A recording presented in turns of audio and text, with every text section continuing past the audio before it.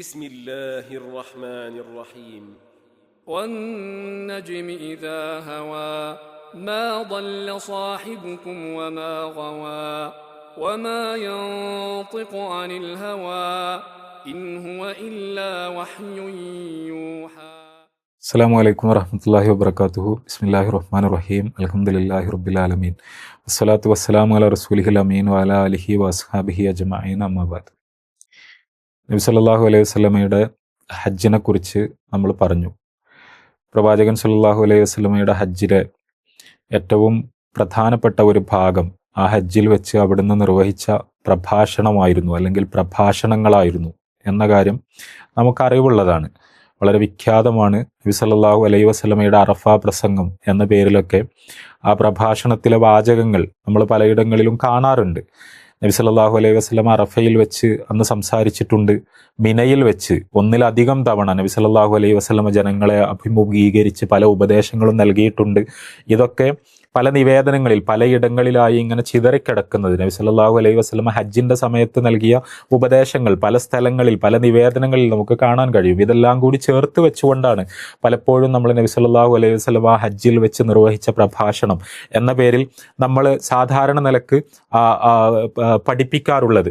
എന്ത് തന്നെ ആയിരുന്നാലും പ്രവാചകൻ സല്ലല്ലാഹു അലൈഹി വസല്ലമ അവിടുത്തെ ജീവിതത്തിന്റെ ഏറ്റവും അന്ത്യത്തോടടുപ്പിച്ച് മുസ്ലിം ഉമ്മത്തിനെ അഭിമുഖീകരിച്ചുകൊണ്ട് നൽകിയ ഉപദേശങ്ങളുടെ ഒരു സാകല്യം എന്ന നിലയിൽ വളരെ പ്രധാനമാണ്, പ്രസക്തമാണ് നബി സല്ലല്ലാഹു അലൈഹി വസല്ലമ ഹജ്ജിൽ വെച്ച് നിർവഹിച്ച ഈ പ്രസംഗങ്ങൾ എന്ന കാര്യം പ്രത്യേകിച്ച് പറയേണ്ടതില്ല. റസൂലുള്ളാഹി സ്വല്ലല്ലാഹു അലൈഹി വസല്ലമയുടെ ഹജ്ജിനെ സംബന്ധിച്ച് വലിയ ദീർഘമായൊരു നിവേദനം ജാബിർ ഇബ്നു അബ്ദുല്ലാ റളിയല്ലാഹു അൻഹുവിൽ നിന്നുള്ളതാണ്. ജാബിർ റളിയല്ലാഹു അൻഹുവിനെ കുറിച്ച് നേരത്തെ ഒരു എപ്പിസോഡിൽ നമ്മൾ സൂചിപ്പിച്ചതാണ്. അദ്ദേഹത്തിൽ നിന്ന് ഒരുപാട് ഹദീസുകൾ നിവേദനം ചെയ്യപ്പെട്ടതിനെ കുറിച്ച് നമ്മൾ പറഞ്ഞു. ജാബിർ റളിയല്ലാഹു അൻഹുവിന്റെ അടുക്കൽ വളരെ പിൽക്കാലത്ത് വളരെ ചെറുപ്പക്കാരായ കുറച്ച് ആളുകൾ കടന്നു വന്നുകൊണ്ട് നബി സല്ലല്ലാഹു അലൈഹി വസല്ലമയുടെ ഹജ്ജിനെ കുറിച്ച് ഞങ്ങൾക്ക് പറഞ്ഞു തരൂ എന്ന് പറയുമ്പോൾ ജാബിർ റളിയല്ലാഹു അൻഹു അതിങ്ങനെ അനുക്രമമായി പ്രവാചകൻ സല്ലല്ലാഹു അലൈഹി വസല്ലമ ഹജ്ജിന് പോകാൻ തീരുമാനിച്ചത് മുതൽക്കുള്ള കാര്യങ്ങൾ ജാബിർ റളിയല്ലാഹു അൻഹു വിശദമായി പറഞ്ഞു കൊടുത്തത് നമ്മൾക്ക് വളരെ ആധികാരികമായ ഹദീസ് ഗ്രന്ഥങ്ങളിൽ തന്നെ നമുക്ക് കാണാൻ കഴിയും. എന്തായിരുന്നാലും പ്രവാചകൻ സല്ലല്ലാഹു അലൈഹി വസല്ലമ തൻ്റെ ഹജ്ജിലെ പ്രഭാഷണങ്ങളിൽ അവിടുന്ന് പ്രഖ്യാപിച്ച ഒരു കാര്യം റസൂലുള്ളാഹി സ്വല്ലല്ലാഹു അലൈഹി വസല്ലമ പറയുകയുണ്ടായി.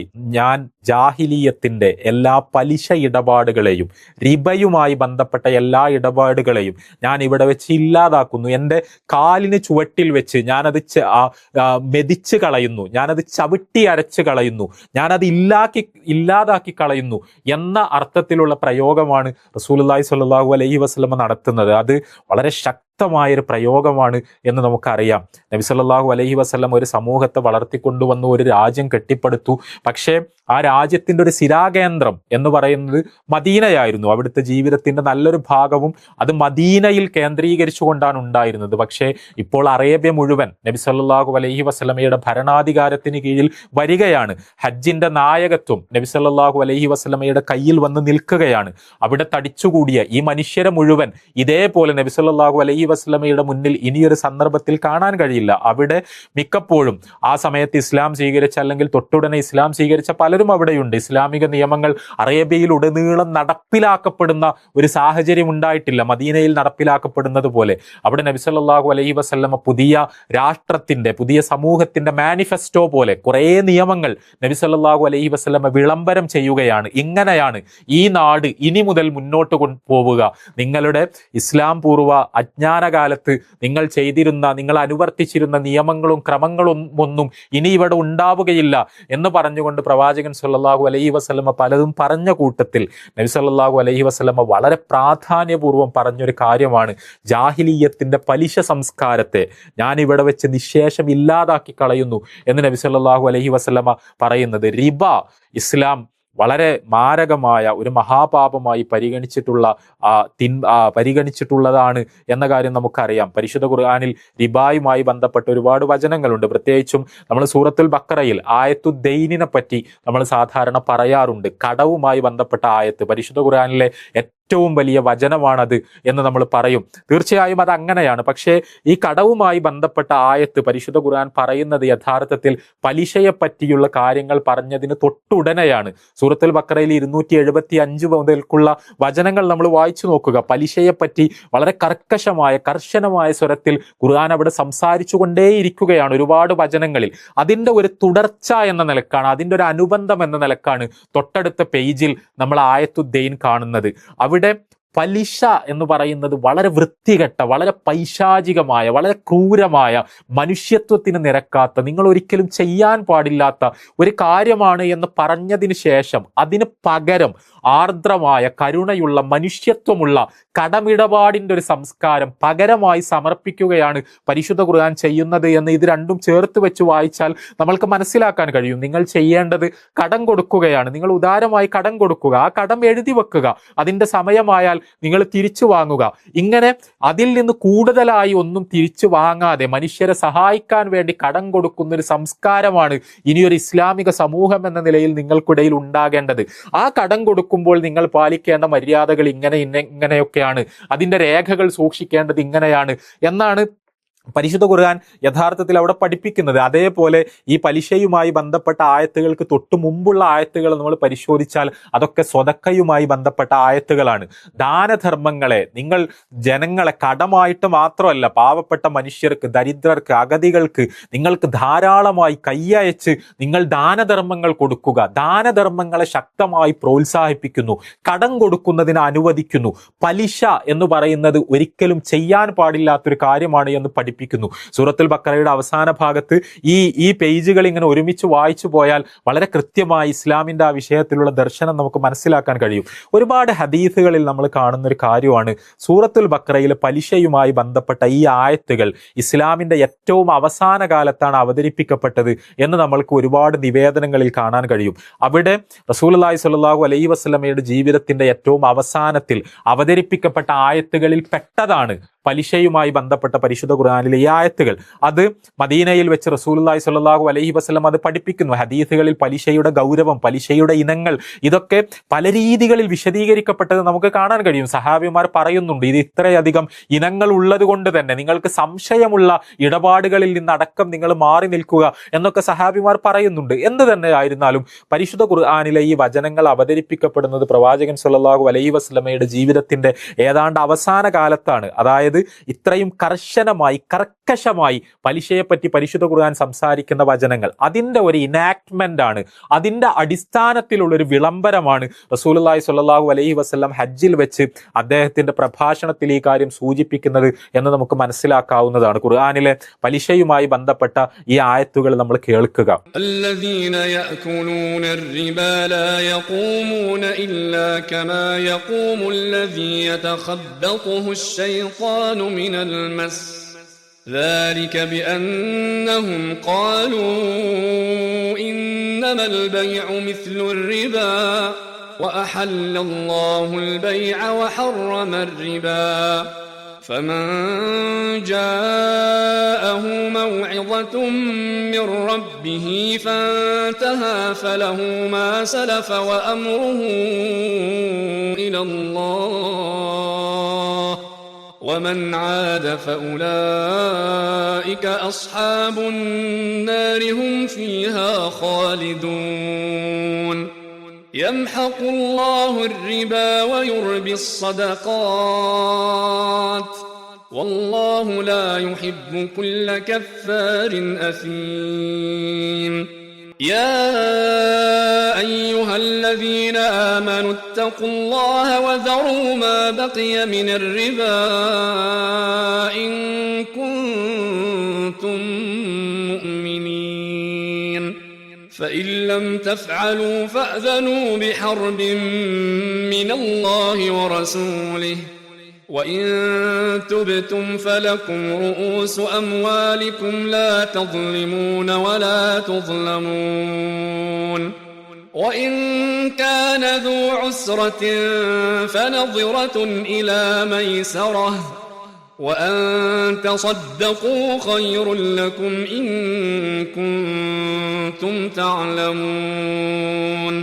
എത്ര കൃത്യമായിട്ടാണ് ഇവിടെ ഖുർആൻ സംസാരിക്കുന്നത് എന്ന് നമ്മൾ പരിശോധിച്ചു നോക്കുക. ഖുർആൻ മുന്നോട്ട് വെക്കുന്ന ഒരു ദർശനം, പലിശ ഇടപാടുകൾ നടത്തുന്നവർ അവർ ഭ്രാന്തന്മാർ മറിഞ്ഞു വീഴുന്നത് പോലെ, അല്ലെങ്കിൽ പിശാച് ബാധയുള്ളവർ മറിഞ്ഞു വീഴുന്നത് പോലെ, അങ്ങനെയുള്ള മറിഞ്ഞു വീഴുന്ന അവസ്ഥയിലായിക്കൊണ്ടാണ് അവർ നാളെ പരലോകത്ത് ഉയർത്തെഴുന്നേൽപ്പിക്കപ്പെടുക. പലിശ എന്ന് പറയുമ്പോൾ റസൂലുള്ളാഹി സ്വല്ലല്ലാഹു അലൈഹി വസല്ലമയുടെ കാലത്തുണ്ടായിരുന്ന റിബ, ഖുർആൻ സംസാരിക്കുന്ന റിബ എന്താണ് എന്ന കാര്യം നമ്മൾക്ക് നിവേദനങ്ങളിൽ നമ്മൾക്ക് കണ്ടെത്താൻ കഴിയുന്നുണ്ട്. അവിടെ ഈ വലിയ പണക്കാരുണ്ടായിരുന്നു. ആ പണക്കാർ പലപ്പോഴും ചെയ്യാറുണ്ടായിരുന്നത് അവരുടെ ധനം ഇരട്ടിപ്പിക്കാനുള്ള ഒരു മാർഗമായി അവർ കണ്ടിരുന്നത് പണം കടം കൊടുക്കുക എന്നതാണ്. അവർ ആർക്ക് വേണമെങ്കിലും പണം കടം കൊടുക്കും. പണം കടം കിട്ടുക എന്ന് പറയുന്നത് പ്രയാസമുള്ള ഒരു കാര്യമായിരുന്നില്ല.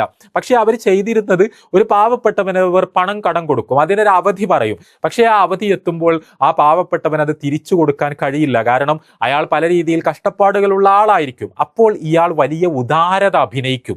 ഉദാരത അഭിനയിച്ചുകൊണ്ട് ഈ മുതലാളി പറയും, നീ സാരമില്ല, നിനക്ക് ഞാൻ അവധി നീട്ടിത്തരാം, കുഴപ്പമില്ല, ഇതൊരു 6 മാസം കൂടി കഴിഞ്ഞിട്ട് തന്നാൽ മതി. പക്ഷെ ആ തരുന്ന സമയത്ത് ഞാൻ നിനക്ക് നൽകിയ അത്ര തിരിച്ചു തന്നാൽ പോരാ, അതിൽ നിന്ന് കുറച്ചുകൂടി അധികമായി നീ എനിക്ക് തന്നാൽ മതി എന്ന് പറഞ്ഞുകൊണ്ട് അവധി നീട്ടിക്കൊടുക്കും. അയാൾക്ക് അപ്പോഴും തിരിച്ചു കൊടുക്കാൻ പറ്റിയിട്ടില്ലെങ്കിൽ പിന്നെയും അവധി നീട്ടിക്കൊടുക്കും. പക്ഷേ അപ്പോൾ അയാൾ തിരിച്ചു കൊടുക്കേണ്ട എമൗണ്ട് ഇങ്ങനെ കൂടും. ഇതായിരുന്നു അതിന്റെ രീതി. അല്ലെങ്കിൽ ചിലപ്പോൾ സാധനങ്ങൾ വിൽക്കും. ഒരാൾക്കൊരു സാധനം ആവശ്യം ഉണ്ടാകും, നീ ഇപ്പോൾ പണം തരണ്ട, പിന്നെ തന്നാൽ മതി എന്ന് പറയും. ആ അവധി എത്തുമ്പോൾ അയാൾക്കത് തിരിച്ചടക്കാൻ കഴിയാതിരിക്കുമ്പോൾ, സാരമില്ല, ഞാൻ നിനക്ക് അവധി നീട്ടിത്തരാം, നീ അല്പം കൂടി പണം കൂട്ടിത്തന്നാൽ മതി എന്ന് പറയും. ഇവിടെ ഒരു മനുഷ്യന്റെ നിസ്സഹായാവസ്ഥയെ, ഒരു മനുഷ്യന്റെ ദൈന്യതയെ, ഒരു മനുഷ്യന്റെ ദാരിദ്ര്യത്തെ ചൂഷണം ചെയ്ത് തടിച്ചു കൊഴുക്കാൻ ശ്രമിക്കുന്ന വളരെ പൈശാചികമായൊരു മനോഭാവമാണ് ഇതിൽ ഘനീഭവിച്ച് നിൽക്കുന്നത് എന്നാണ് പരിശുദ്ധ ഖുർആൻ യഥാർത്ഥത്തിൽ ഇവിടെ പഠിപ്പിക്കുന്നത്. ഇവിടെ നിങ്ങൾ ചെയ്യുന്നത്, മനുഷ്യർ ആ കടം കൊടുക്കുന്ന സമയത്ത് നിങ്ങളുടെ മനസ്സ് എന്താണ്? ആ അവധിക്ക് അയാൾക്ക് തിരിച്ചു തരാൻ കഴിയരുത് എന്നതാണ്. ഇതാണ് മുസ്ലിം പണ്ഡിതന്മാർ ഇതുമായി ബന്ധപ്പെട്ട ചർച്ചകൾ നമ്മൾ വിശദമായി വായിച്ചു നോക്കുക. അവിടെ ആ മനസ്സിന്റെ ഒരു പ്രശ്നം അതാണ്. നമ്മളൊരാൾക്ക് കടം കൊടുക്കുമ്പോൾ ഈ പലിശ മുതലാളി ആഗ്രഹിക്കുന്നത് സമയത്തിന് കടം തിരിച്ചു തരാൻ ഈ പാവത്തിന് കഴിയരുത് എന്നാണ്. അങ്ങനെ ആ പാവം കഷ്ടപ്പെടുമ്പോൾ അയാൾക്ക് അവധി നീട്ടിക്കൊടുത്ത് കൂടുതൽ പണം അയാളിൽ നിന്ന് വസൂലാക്കാം എന്ന കുടില ചിന്തയാണ് അയാളെ നയിക്കുന്നത്. പരിശുദ്ധ ഖുർആൻ ഇവിടെ പറയുന്നുണ്ട്, പലിശ തിന്മയാണ്, മഹാപാപമാണ് എന്ന് പ്രവാചകൻ അവരോട് പറയുമ്പോൾ അവർ അതിനെ ന്യായീകരിക്കാൻ വേണ്ടി ശ്രമിക്കുന്നു. അതുകൊണ്ടാണ് അവരുടെ ഉയർത്തെഴുന്നേൽപ്പിന്റെ അവസരത്തിൽ ഇതേപോലെയുള്ള ഒരു ദുരവസ്ഥ അവർക്ക് വന്നു ചേർന്നത് എന്ന് പരിശുദ്ധ ഖുർആൻ അവിടെ പറയുന്നത് കാണാൻ കഴിയും. അവർ പറയുന്നത് എന്താണ്? ഇത് കച്ചവടം പോലെ തന്നെയല്ലേ, ഇതൊരു ട്രേഡ് അല്ലേ, ഒരു ബിസിനസ് അല്ലേ, ഇതിനെന്താണ് കുഴപ്പം? കച്ചവടം അനുവദനീയമാണെങ്കിൽ ഇതും അനുവദനീയമല്ലേ എന്നവർ തിരിച്ചു ചോദിക്കും. എന്നാൽ വഅഹല്ലല്ലാഹുൽ ബൈഅ വഹറമ റിബ, അങ്ങനെയല്ല. പലിശ എന്ന് പറയുന്നത് അള്ളാഹു നിഷിദ്ധമാക്കിയ ഒരു തോന്നിവാസമാണ്. എന്നാൽ കച്ചവടം എന്ന് പറയുന്നത് അള്ളാഹു അനുവദിച്ച കാര്യമാണ് എന്ന് പരിശുദ്ധ ഖുർആൻ അവിടെ പറയുന്നത് നമുക്ക് കാണാൻ കഴിയും. തൊട്ടടുത്ത വചനത്തിൽ ഖുർആൻ പറയുന്നത് എന്താണ്? റസൂലുള്ളാഹി സ്വല്ലല്ലാഹു അലൈഹി വസല്ലമ ഇത് അവിടെയുള്ള മനുഷ്യർക്ക് ഓതി കേൾപ്പിച്ചു കൊടുക്കുന്ന ആ ഒരു സാഹചര്യം നമ്മളൊന്ന് മനസ്സിൽ കണ്ടു നോക്കുക.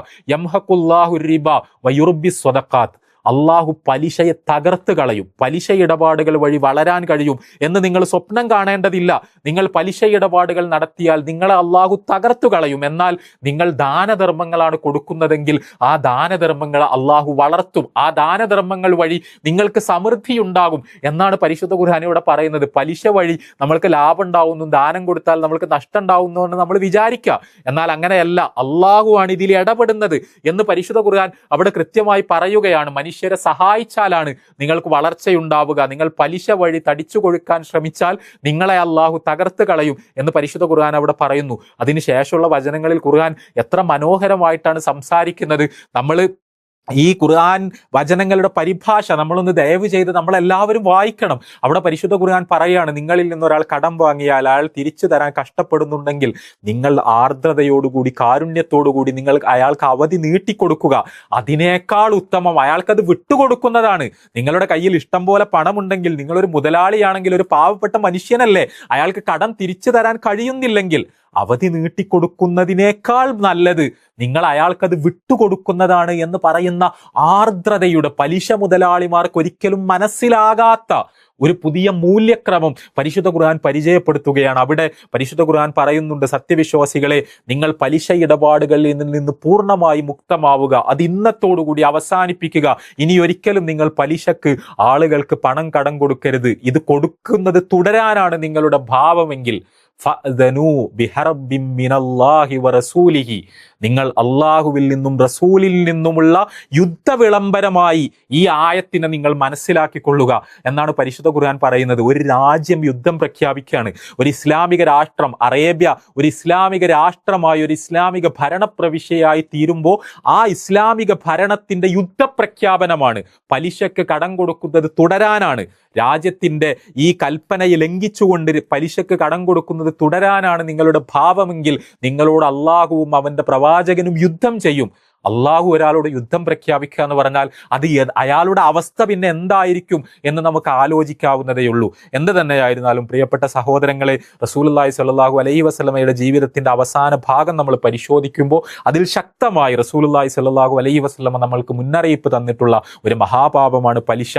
അതിലൂടെ നമ്മൾക്ക് വളർച്ചയുണ്ടാവുകയില്ല, അത് പൈശാചികമാണ്. അതിന് പകരം പാവപ്പെട്ട മനുഷ്യരെ ചേർത്ത് പിടിക്കുന്ന ആർദ്രതയും കാരുണ്യവുമാണ് നമ്മളെ നയിക്കേണ്ടത്. അള്ളാഹു അനുഗ്രഹിക്കുമാറാവട്ടെ. رسول الله والذين معه أشداء على الكفار رحماء